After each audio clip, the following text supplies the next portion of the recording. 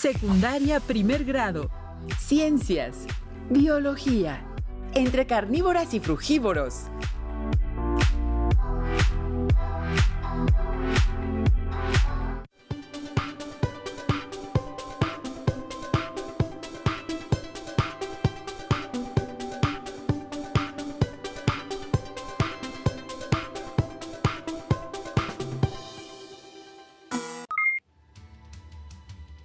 ¡Qué hambre tengo! ¿Cómo me gustaría ser como esa planta? Que para nutrirse solamente necesita un poco de agua, luz, nutrientes en el suelo y listo. Bueno, maestro.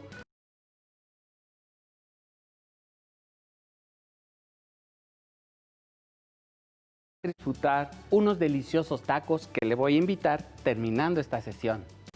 Maravilloso, acepto, profesor. Bienvenidas y bienvenidos a su sesión de Ciencias Biología. Soy el profesor Juan Carlos Alfonso Vences y me da mucho gusto volver a trabajar con ustedes. Y su servidor, profesor Ulises Rodríguez Gómez. Y estamos muy contentos.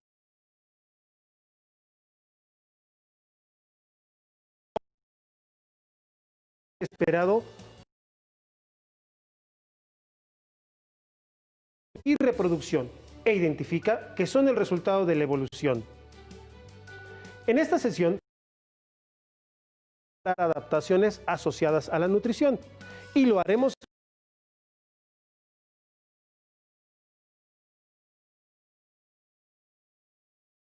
de la nutrición autótrofa y heterótrofa. Recuerden que la alimentación es un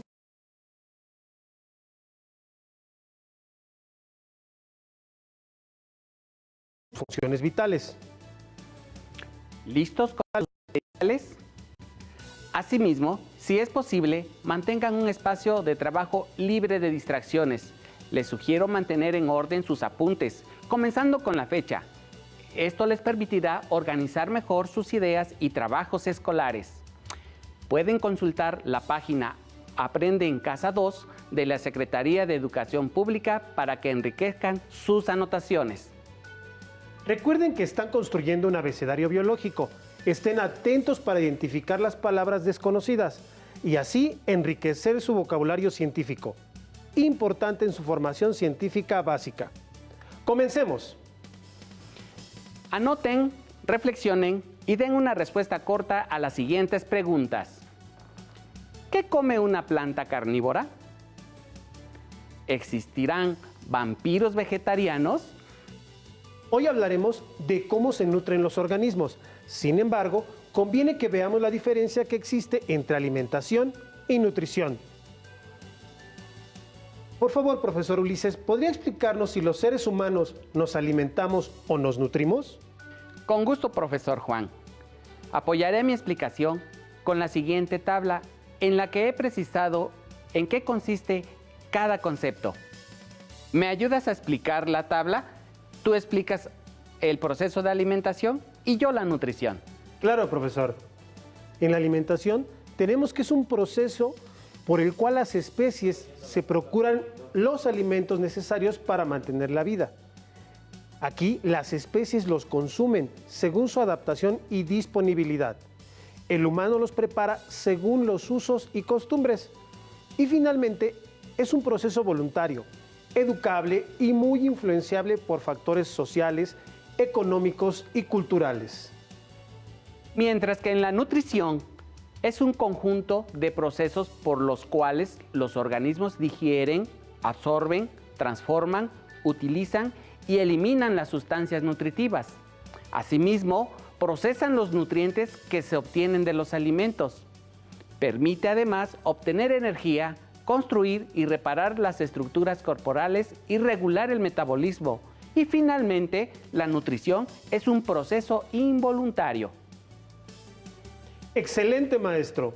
Entonces, nos alimentamos y nutrimos. Aunque no es lo mismo, existe una relación muy estrecha entre los dos procesos. Analicen y reflexionen esta información. Ahora, observen el siguiente video que menciona cómo se alimenta una planta carnívora. Quizá cuando te hablan de plantas carnívoras, te viene a la mente aquellas imágenes sobre especies aterradoras de gran tamaño que devoran a personas y animales. Pero esto solo sucede en películas, novelas o leyendas. En realidad, las plantas carnívoras son insectívoras, es decir, se alimentan de pequeños insectos como hormigas, mosquitos, polillas y mariposas. Aunque existen algunas que atrapan animales como gusanos, crías de roedores pequeños y escorpiones. De esta manera, complementan su alimentación y, al igual que todas las plantas, tienen la capacidad de fabricar su propio alimento. Las plantas carnívoras suelen habitar en un tipo de pantano llamado túrbera, en laderas de piedra caliza y en otros lugares escasos en nutrimentos, particularmente de nitrógeno.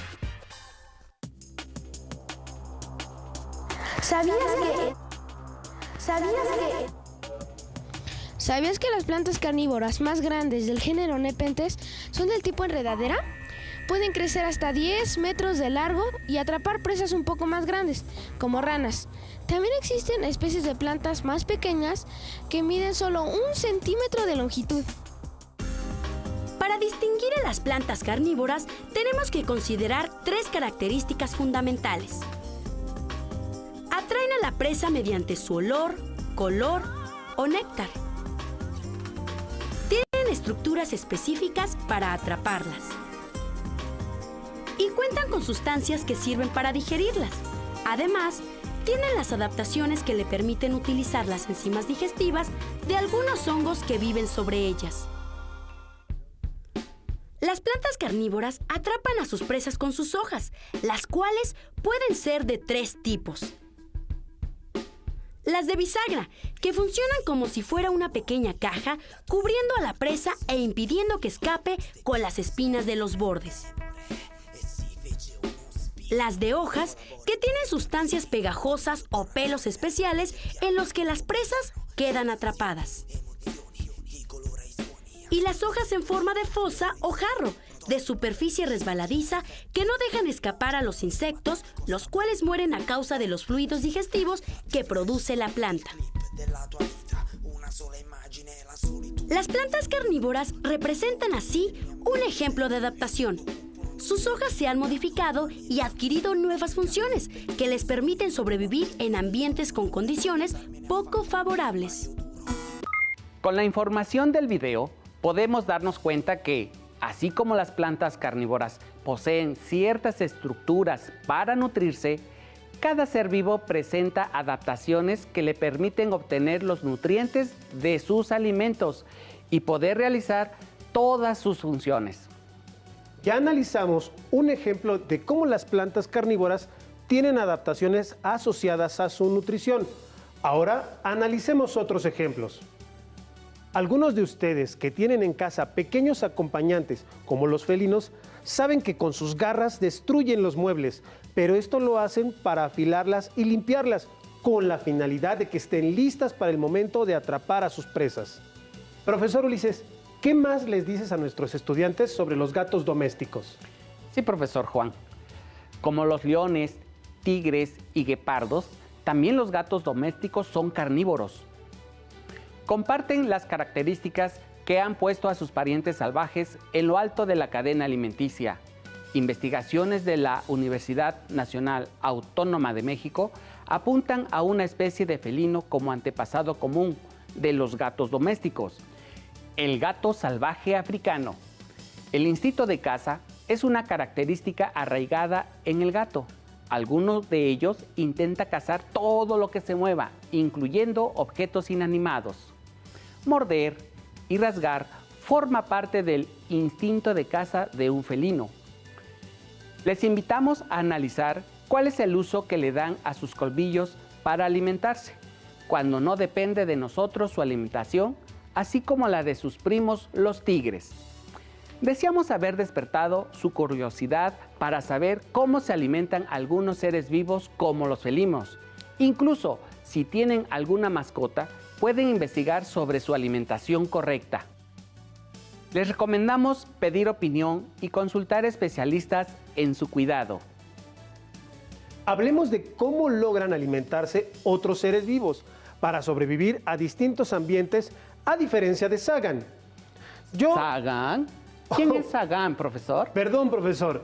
Sagan es mi gato.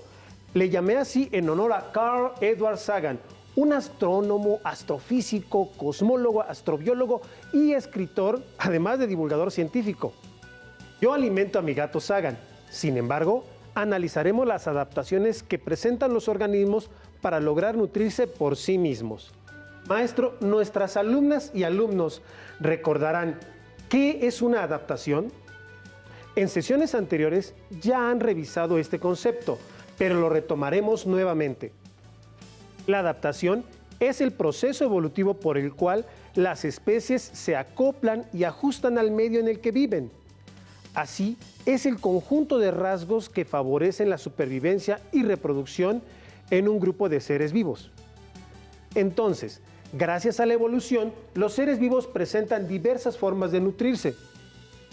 Procesos como la alimentación, la respiración son fundamentales debido a que los organismos han evolucionado, se han desarrollado una multitud de formas, estructuras, estrategias para nutrirse, algunas de ellas muy sorprendentes, por ejemplo, plantas que comen animales. No se alarme, profesor. Mejor dicho, animales como insectos, tal como lo observamos en el video al inicio de la sesión. Hay organismos que esperan pacientemente a sus presas, como las tarántulas. Otras las persiguen, por ejemplo, las chitas. Unas más las arrebatan a otros por la fuerza, como las hienas. También existen hembras que salen a cazar, por ejemplo, tenemos a las leonas. Y además, depende del ambiente en el que se encuentren los organismos. No es lo mismo alimentarse y nutrirse en una selva húmeda que en el desierto, así como no es lo mismo obtener alimento en un arrecife de coral que en la zona más profunda del mar. En todo caso, nutrirse es una necesidad vital. Por lo tanto, los seres vivos se han adaptado a diversas maneras para cumplir con la necesidad de alimentarse para nutrirse. Recuerden que estas adaptaciones se han clasificado en fisiológicas, morfológicas y de comportamiento. Así es, las adaptaciones fisiológicas están relacionadas con el funcionamiento de las células, tejidos, órganos de los seres vivos. Por ejemplo, el veneno que usan algunos depredadores con el fin de inmovilizar y devorar a sus presas. Las adaptaciones morfológicas se desarrollan en la estructura del cuerpo, dándole diferente fisonomía a cada organismo. Son estructuras cuyas formas y apariencias se relacionan con las interacciones en el medio y con otros seres vivos. Por ejemplo, las trompas y colmillos. Y las adaptaciones de comportamiento están ligadas a la conducta de los animales en la búsqueda de sus alimentos. Se trata de comportamientos que pueden asociarse a la competencia o a la exposición a riesgos. Por ejemplo, los peces que nadan en grupo o cardumen para evadir a sus depredadores, o los lobos que cazan en grupo o manada. ¿Qué otros comportamientos, estructuras o funciones reconocen en los seres vivos? Con ayuda de su libro de texto u otras fuentes que tengan a la mano, elaboren un cuadro en el que clasifiquen los tipos de adaptación asociadas a la nutrición. ¿Cuántas? ¿Cuántas? Las que encuentren. No se limiten. Les ayudamos con una propuesta de cuadro de doble entrada para que ordenen su información. Agreguen imágenes y sorprendan a su maestra o maestro. Como muestra de las adaptaciones morfológicas para la nutrición, hablaremos de un ejemplo que no solamente ha sido de gran inspiración para el desarrollo de varios avances tecnológicos, sino que también juega un papel fundamental en los ecosistemas. Pongan atención e identifiquen de qué organismo se trata. Estos seres tienen la capacidad de hacer una representación de su entorno cercano, aproximadamente 5 metros a su alrededor. Navegan y buscan su alimento en distintos ambientes, emiten, reciben y procesan con gran eficacia señales ultrasónicas, es decir, sonidos que nosotros los humanos no podemos escuchar, permitiéndoles localizar su alimento. ¿Se imaginan de quiénes les hablo?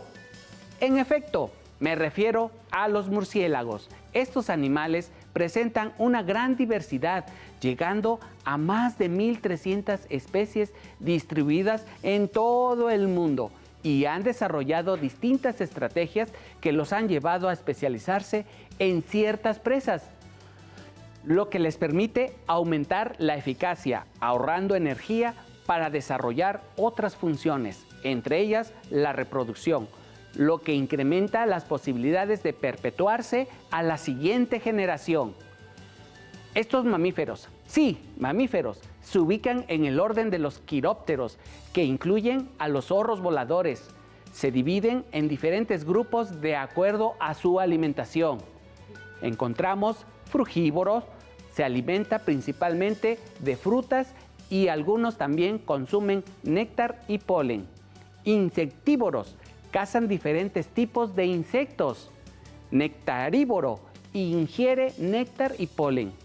Carnívoro, consume carne, peces, anfibios, reptiles, pájaros y pequeños mamíferos. Hematófagos, su afinidad es con la sangre y libera anticoagulantes para poder lamer su alimento.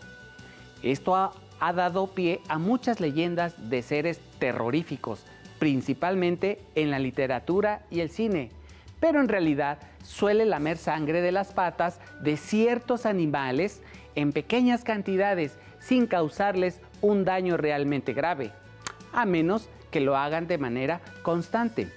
También puede ocurrir que les transmita alguna infección o enfermedad. Cabe mencionar que así como las abejas y otros insectos, los murciélagos, al alimentarse, juegan un papel fundamental en la reproducción de las plantas.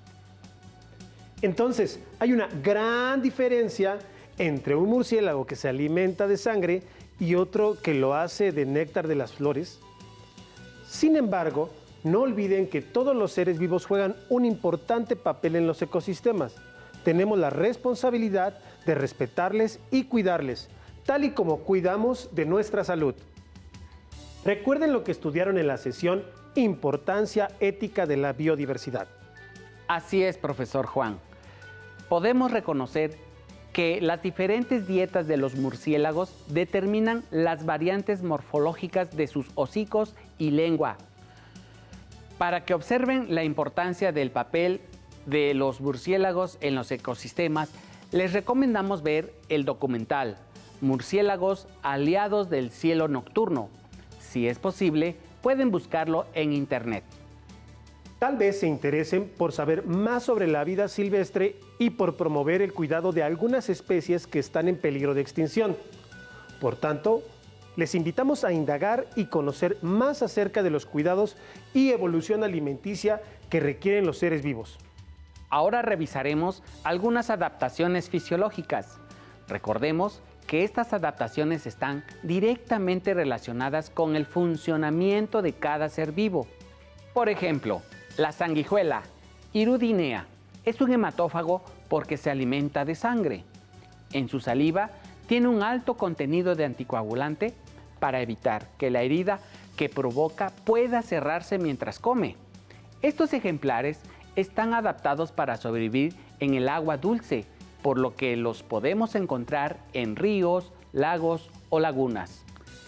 Algunos tratamientos médicos pueden aprovechar estas características para aumentar la circulación en injertos de piel y diversas cirugías. Otra adaptación fisiológica es el desarrollo de venenos en algunas especies, como las serpientes. En México existen alrededor de 580 especies y contamos con las más venenosas de toda América. El veneno varía en cada especie. Pueden tener toxinas cardíacas o neurológicas, por lo que pueden afectar el sistema cardiovascular de sus presas o provocar parálisis para finalmente disponer de ellas, es decir, comérselas. Ahora, les comento sobre adaptaciones de algunos animales asociadas al comportamiento, con la finalidad de conseguir alimento. Caza en grupo. Se organizan en manadas. La mayoría de los cánidos cazan en grupo. Caza al acecho. Por lo regular, los félidos acechan y además se camuflan para sorprender. Búsqueda activa. Se dan a la tarea de buscar alimento. Respecto al comportamiento territorial, los cocodrilos son un buen ejemplo. Generalmente se alimentan de lo que llegue a su territorio, esperando pacientemente.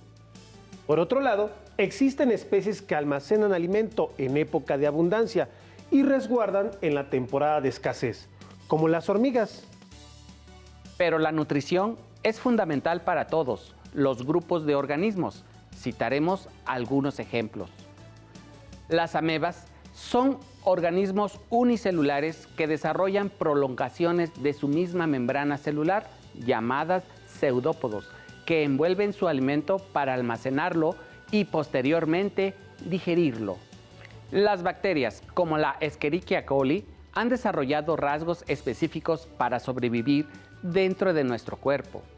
Son capaces de generar enzimas, un tipo de proteínas que facilitan la digestión de nutrientes, principalmente derivados del carbono como la glucosa.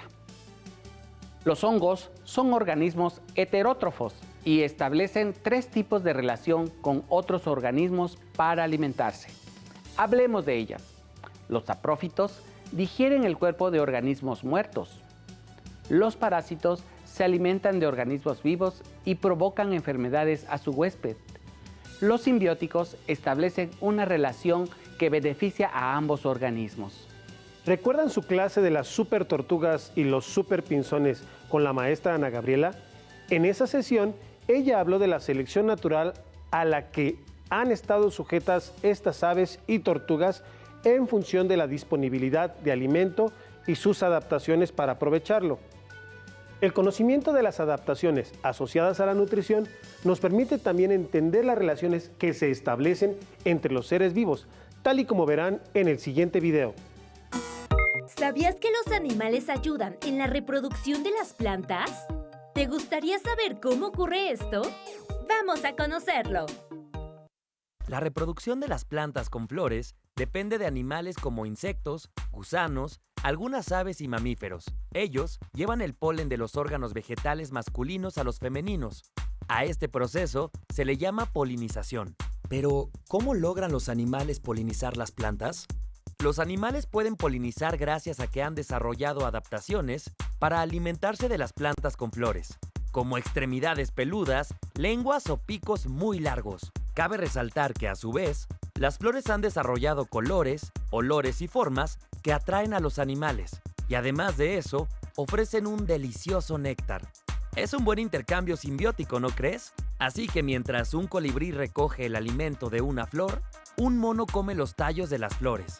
Un murciélago se acerca a un cepillo pegajoso para tomar el néctar y una babosa se arrastra devorando poco a poco una flor. El polen se pega en diferentes partes de sus cuerpos para ser trasladado a otra flor. Para que nos quede más claro este proceso de la polinización, veamos algunos ejemplos. ¿Has visto la lengua de una mariposa? Es tan larga que no podrás creerlo. Es así de larga para que pueda alcanzar el néctar del interior de las flores. Observa, mientras se alimenta, sus patitas y su cabeza se llenan de polen. Y cuando llega a otra flor, en ella deja el polen que traía en su cabeza y sus patitas. Después de esto, seguro que nacerán semillas que darán lugar a nuevas plantas con flores. Pero si quieres ver algo más sorprendente, te invito a ver la relación nocturna de los murciélagos con las flores. Este es un murciélago nectarívoro y, como cada noche, busca su cena. Para localizarla, emite chasquidos agudos con su lengua durante su vuelo. Este sonido choca en la planta de la especie Margravia ebeni y le proporciona información precisa sobre el tamaño, la forma y la ubicación de la planta. Entonces, el murciélago se lanza veloz hacia las flores en fase masculina. Introduce la cabeza en la abertura de la flor, engancha los pulgares en la base del pétalo, pliega la cola y levanta rápidamente los pies. Introduce su hocico en la hendidura, de donde, por cierto, sale un olor a ajo. Su larga lengua dispara un interruptor oculto que abre la quilla de la flor. Mientras el murciélago lame el néctar, el polen cae en el diminuto trasero del animal. Al terminar de comer, el murciélago visita otros cientos de flores. Sin duda, esta relación muestra los principios fundamentales de la vida, es decir, la supervivencia y la reproducción. Varios animales se han adaptado para alcanzar su alimento dentro de las flores. A su vez, las flores aprovechan a los animales para ser polinizadas y reproducirse. Gracias a este mecanismo, nosotros podemos obtener alimentos como las frutas y las verduras que son esenciales para nuestra nutrición. La próxima vez que observes a una babosa, abeja, mariposa, colibrí o murciélago, ¿crees que podrás identificar las características que les permiten contribuir al proceso de polinización? ¿Pudieron identificar las relaciones? Justamente las estructuras que utilizan las especies para alimentarse, como la espiritrompa de la mariposa, que es su aparato bucal con forma de tubo que puede alargar y enrollar para chupar el néctar de las flores. Es lo que permite establecer relaciones. Todas estas adaptaciones están asociadas a la nutrición y favorecen relaciones diversas con los organismos con los que interactúan, como la reproducción. Ahora identifiquemos el concepto que agregarán a su abecedario biológico. Esta vez lo haremos con el clásico juego del ahorcado. ¿Jugamos? Les regalamos una vocal y una consonante. A. No. B. Tampoco. O.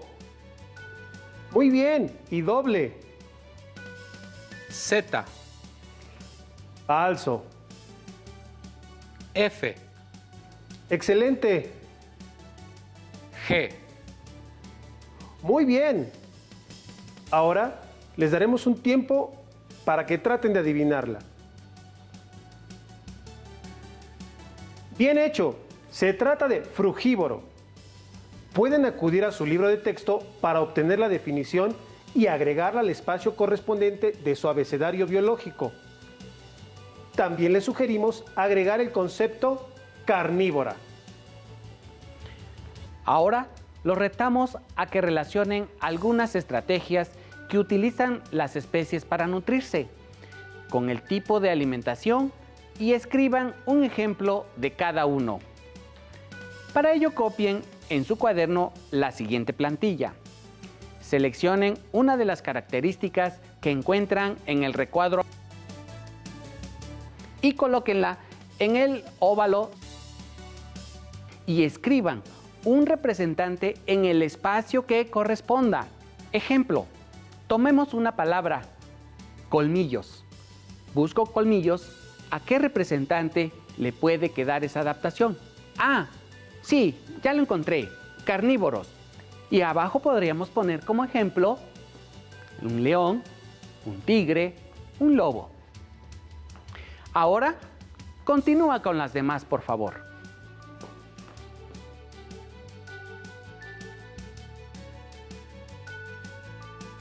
Recuerden que aún nos queda mucho por explorar y descubrir, así que nos veremos pronto aquí en Aprende en Casa 2. Soy el profesor Juan Carlos Alfonso Vences y yo, el profesor Ulises Rodríguez Gómez. Espero que hayan aprendido mucho y nos vemos próximamente. Nos despedimos, no sin antes recomendarles a todos que guarden su sana distancia y usen cubrebocas y gel antibacterial. Hasta la próxima. Si tienes dudas o necesitas ayuda, llama al Centro de Apoyo Pedagógico a Distancia. El número de teléfono para secundaria es el 55 36 01 71 23. Si requieres consultar los libros de texto en versión digital, recuerda que los puedes encontrar en la página conalitec.cep.gov.mx.